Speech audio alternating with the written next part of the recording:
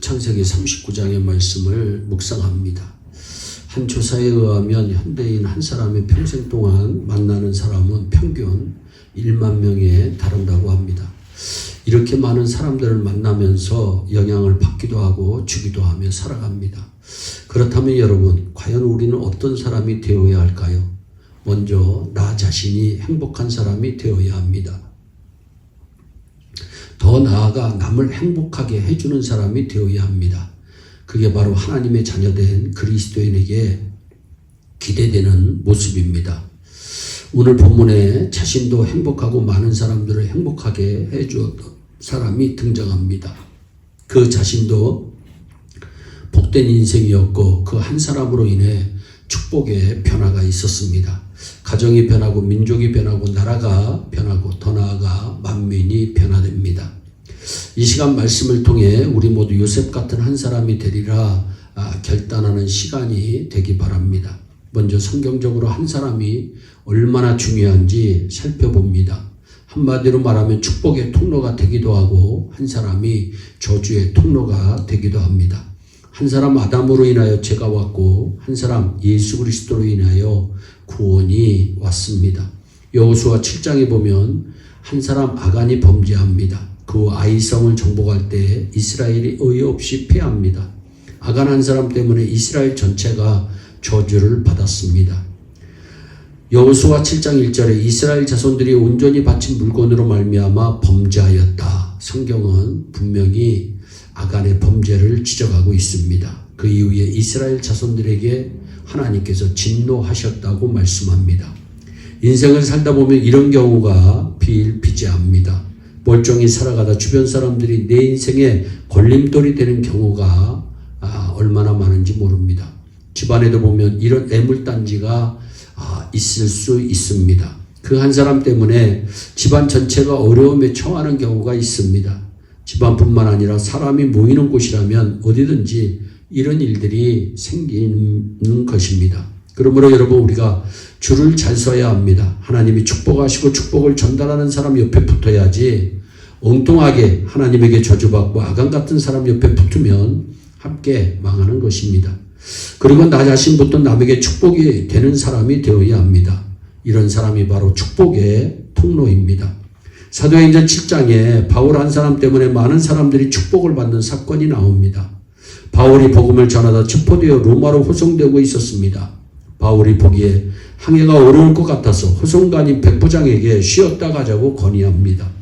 하지만 선장과 선주가 고집을 부립니다. 항해를 강행하다가 유라굴로 광풍을 만나 엄청나게 많은 사람이 죽음의 위협을 당합니다. 그때 사도 바울이 말합니다. 조금 더 걱정하지 말라고 말합니다. 안심하라고 말합니다. 바울 한 사람 때문에 많은 사람들이 생명을 구합니다. 그 배에 타고 있던 사람들이 276명이나 되었는데 바울 한 사람 때문에 살아납니다. 우리 그리스도인들이 이런 모습의 주인공이 되어야 합니다. 나 한 사람 때문에 많은 사람들이 축복을 받고 살아야 합니다. 오늘 성경에 나오는 요셉은 하나님이 함께하는 가운데 큰 축복을 받은 사람입니다. 동시에 많은 사람들에게 영향을 끼치는 축복의 통로였습니다. 요셉은 하나님이 함께한 인생이었습니다. 요셉의 생애 기록이 창세기 37장서부터 50장에 걸쳐 기록됩니다. 아브라함 못지않게 많은 지면을 할애한 인물입니다. 그만큼 중요하다는 겁니다. 성경은 그의 생애를 한마디로 표현합니다. 하나님이 요셉과 함께 하셨다. 그가 많은 시련 가운데서도 결국 큰 축복을 받은 승리의 인생이 된 요인은 그의 인생 가운데 하나님께서 함께하여 주셨기 때문입니다. 전지전능하신 하나님이 늘 함께해 주시면 다 되는 것입니다. 여호와께서 요셉과 함께 하심이라 여호와께서 그를 범사에 형통하게 하셨더라. 아멘. 요셉의 생애 가운데 이런저런 일들이 벌어졌지만 항상 하나님이 함께해 주심으로 결국은 모든 게 다 잘 됩니다. 우리 인생이 그런 겁니다. 한 가지 한 가지에 일희일비할 게 아닙니다. 중요한 것은 방향입니다. 잘 되는 방향인가 잘못되는 방향인가, 이게 참 중요합니다. 하나님이 함께해 주시면, 다시 말해서 하나님의 임재 가운데 살면 잘 되고, 그렇지 못하면 잘 되지 못하는 겁니다. 그런데 또 한 가지 중요한 사실이 있습니다. 하나님의 임재 앞에서 사는 신실한 삶이 우리의 삶 가운데 있어야 된다는 것입니다. 요셉은 항상 하나님의 시선을 의식하며 살았던 분입니다.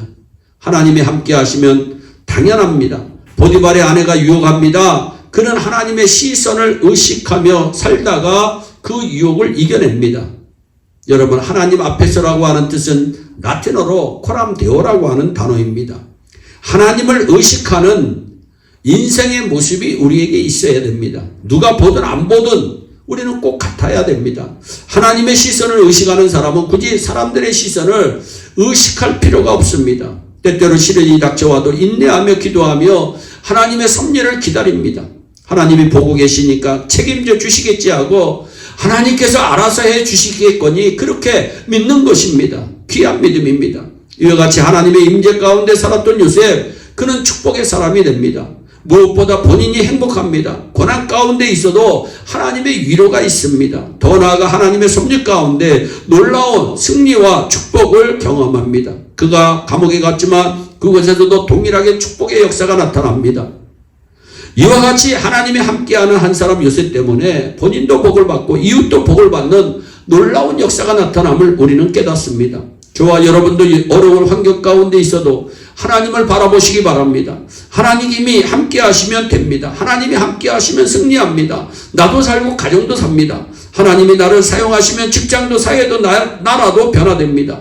세계도 변화됩니다. 하나님이 위대하시기에 충분히 가능합니다. 특별히 자녀들을 요셉 같은 한 사람 한 사람으로 키우시기 바랍니다. 그래서 세상을 변화시키는 존귀한 인생이 되기를 간절히 축복합니다. 기도하겠습니다. 사랑의 하나님, 감사합니다. 하나님, 요셉같이 하나님 자기도 행복하고 남도 행복하게 하는 인생, 자기도 복을 받고 남도 복을 받게 하는 그 축복의 인생이 되기를 간절히 소원합니다.